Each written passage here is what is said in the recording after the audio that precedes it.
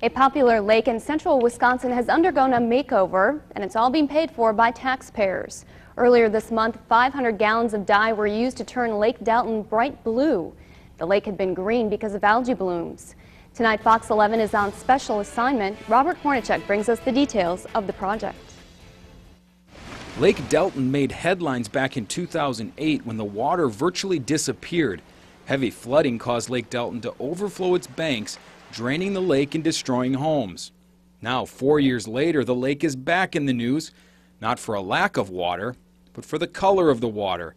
Earlier this month, the village decided to dump 500 gallons of blue dye into the water to cover up the green algae. Total cost to taxpayers?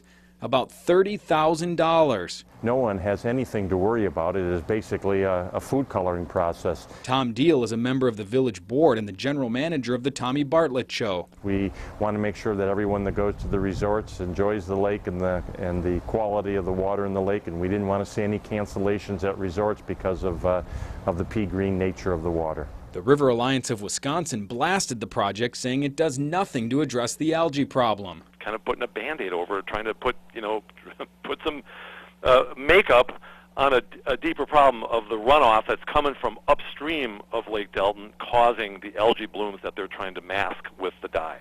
But a spokesman for the company that dyed the lake says the village is doing everything it can to prevent algae, but still needed to do more. And if we can make the lake look great, and change the green color and make it look an appealing blue, how wonderful is that? And I suggest that people that might be in opposition to this, that they go look at it because it's beautiful. Josh Britton from Aquatic Engineering says the village is allowed to use the dye under the Clean Water Act.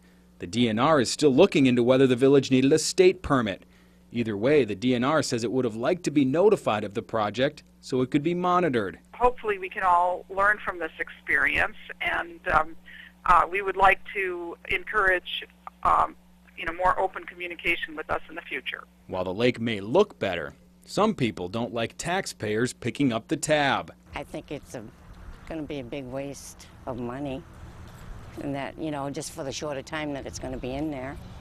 So it's kind of bad for the taxpayers. Now, the dye is only expected to last about 2 to 4 weeks in the lake, and the village is already discussing a possible second treatment to keep the lake blue longer.